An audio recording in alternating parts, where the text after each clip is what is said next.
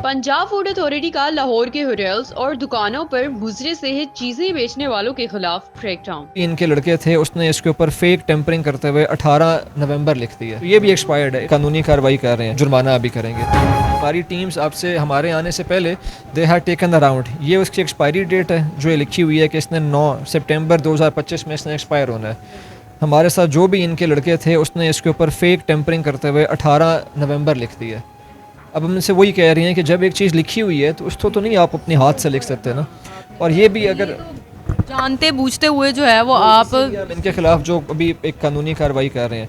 दूसरा ये कि ये भी अभी आपके सामने है कि यहाँ पे एक बन है जिसके ऊपर एक्सपायरी डेट ये लिखी हुई है इसकी।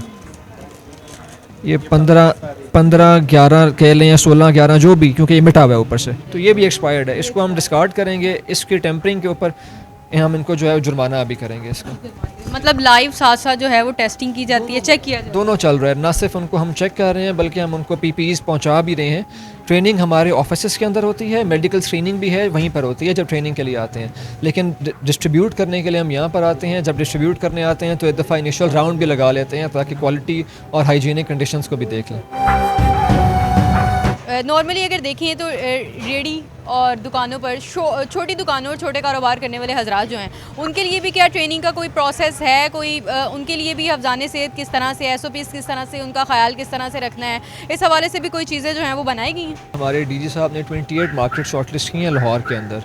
हमने अब तक तकरीबन को 15 से 16 मार्केट्स के अंदर हम इसको लॉन्च भी कर चुके हैं, जिसमें हमने ना सिर्फ उनकी जो फूड हैंडलर्स हैं उनकी ट्रेनिंग कराई है बल्कि उनकी free of cost medical screening भी कराई है। अब जो हम जिस मार्केट में आए हुए हैं, हमारा मकसद यहाँ पे इनको हमारी जो PPE किट्स हैं वो देना है, साथ साथ अवेयरनेस रेस करनी है और एक दफ़ा इनको टच करना है कि जो लोग अदर दैन जो हमारी ग्लैमरस या जो हमारी हाई एंड फूड बिजनेसेस हैं उनके अलावा जिनका इम्पैक्ट शाम को लोग आते हैं, बर्गर पॉइंट्स हैं, शवारमा पॉइंट्स हैं, जूस पॉइंट्स हैं या बारबेक्यू पॉइंट्स हैं, उस तक भी अपनी आउटरीच करना है। अब इसमें अगर मैं कहूँ कि इसके बाद 28 के बाद पूरा लाहौर कवर हो जाएगा तो वो नहीं होगा। हम अभी टारगेट कर रहे हैं उन कॉम्पैक्ट मार्केट्स को जहाँ पे हमारी एक्सेसिबिलिटी इस तरह की है कि जहाँ से अहले इलाका अहले मोहल्ला लेते हैं। हमारा इसके बाद जो नेक्स्ट फेज़ है हम इस पे जा रहे हैं कि हमारे जितने भी रेडी बान हैं, इन 28 में तो हम उन रेडी बान को भी जो हमारी गवर्नमेंट ऑफ पंजाब की तरफ से लीगलाइज्ड रेडियाँ हैं उनको भी हम केटर कर रहे हैं। इसके बाद जो नेक्स्ट स्टेप है उसमें हम ये गली मोहल्लों में जो बेचने वाले लोग हैं वो भी क्या इसमें शामिल होंगे? मैडम, हम जो 28 मार्केट्स हैं उसमें वो लोग इन द फर्स्ट फेज़ नहीं है। मैं वही अर्ज़ कर रहा हूँ कि जो हमारा जो बाइकर स्क्वाड बना है वो उन तक एक्सेस कर रहा है। हम पहले इन 28 मार्केट्स को केटर कर रहे हैं जो हमारी मेन, जहाँ पे हमारे फूड स्ट्रीट या ढाबा वाला फूड या हमारा जो लोग जिससे चटखारे वाला खाना कहते हैं वो अवेलेबल होता है। उसके बाद जो हमारा एक एक बंदा खड़ा है जो सर्दियों में हमारे पास कहीं पे कोई चने बेच रहा है, कहीं पे कोई गोलगप्पे बेच रहा है, कहीं पे कोई छली बेच रहा है, उस तक भी हमारी जो बाइकर स्क्वाड है वो आउटरीच कर रहा है। लेकिन हमारा पहले टारगेट ये है कि हमने 15 दिसंबर तक ये जो 28 मार्केट्स हैं इनके अंदर अप्रॉक्सीमेटली हमारे को 2,500-3 हज़ार के करीब जो है ये कारोबार बन जाएंगे और उसमें हमारे पास जो है वो 10,000 प्लस हमारे फूड हैंडलर्स हैं और हमारे जिनको हमने मेडिकल स्क्रीनिंग भी करनी है, जिनकी हमने जो है वो ट्रेनिंग भी करवानी है। ट्रेनिंग कितनी है, उसकी ड्यूरेशन कितनी है, कितने अरसे के बाद जो है वो लोग मुकम्मल तौर पर उनको पता चलता है कि हमारी ट्रेनिंग मुकम्मल हो गई है और हम लोग जो है अब यहाँ पर अपना काम कर सकते हैं? पिछले 3-4 हफ्तों से मिल के मेरा ख्याल है को 5,000 प्लस के लोगों को हम ट्रेन करा चुके हैं, या इससे ज़्यादा फिगर है। हमारे पास हर मार्केट में हम जाते हैं तो वहाँ पे 250-300, इसमें बताया गया है कि तकरीबन 30 से 35 हमारे पास फूड बेस्ड हैं, हमारे ऑर्गेनाइजेशंस हैं। तो इसमें से 250-300 के करीब लोग हैं जिनको हम लोगों ने ट्रेन भी किया और हमने इनको जो फ्री मेडिकल स्क्रीनिंग भी की है। इसमें 4-5 किस्म के टेस्ट होते हैं।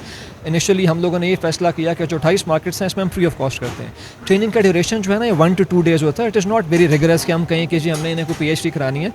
बेसिक जो फूड हैंडलिंग चीज़ें, मतलब उसमें क्या क्या चीज़ें सिखाई जाती हैं, बताया क्या जाता है? नाखून काटने हैं तो उसको पता होना चाहिए क्या है, उसने अपने आटा कैसे करना है, बाइफर्केशन कैसे करनी है, फूड ग्रेड मटेरियल क्या होना चाहिए, PPEs पहननी चाहिए, जो बंदा सर्व करने जा रहा है उसने मास्क पहनना है, उसके बालों के लिए कैप होनी चाहिए।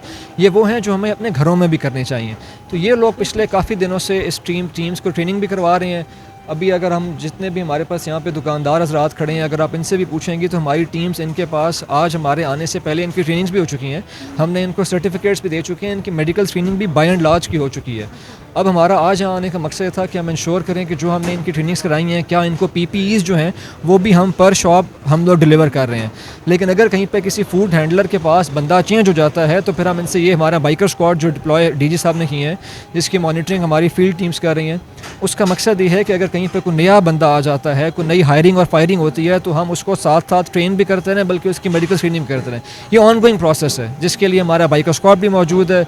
DD साहब, हमारा मैं खुद, हमारे डायरेक्टर, हमारे ADG, हमारे DG सारे ही फील्ड के अंदर निकले होते हैं इनको चेक करने के लिए कि क्या कोई नया इंटेक आया है, कोई बंदा निकाला गया है तो हम उसकी जो है वो दोबारा उसे केटर कर लें। साथ साथ अशिया का म्यार भी चेक किया जाता है, लाइव टेस्टिंग की जाती है, पता चलता है कि किस तरह की अशिया जो है हमारी आवाम को जो है वो प्रोवाइड की जा रही है। मैडम बिल्कुल होता है। हमने पिछले week I think it was Thursday, Hafiz साहब हम थर्सडे के दिन गए थे। हमने थर्सडे के दिन बरकत मार्केट और मून मार्केट को हमने विज़िट किया था।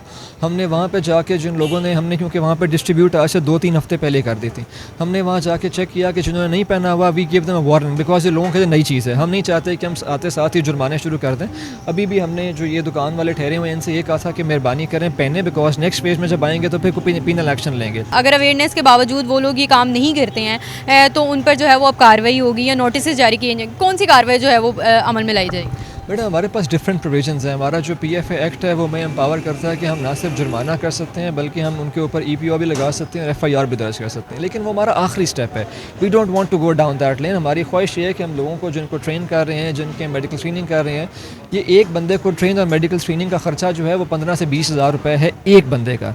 और ये गवर्नमेंट ऑफ पंजाब का एक प्लान है कि हमने इन 28 मार्केट्स में फ्री ऑफ कॉस्ट करना है। हमारी सिर्फ रिक्वेस्ट ये है कि मेहरबानी करें, जो हमने चीज़ें 14 से 15 बताई हैं जिनको अभी हम पोस्टर्स भी देंगे, इनके लगाएंगे, हम पैम्फलेट डिस्ट्रीब्यूट भी अभी करेंगे, वो मेहरबानी करके उस पर इम्प्लीमेंटेशन करें।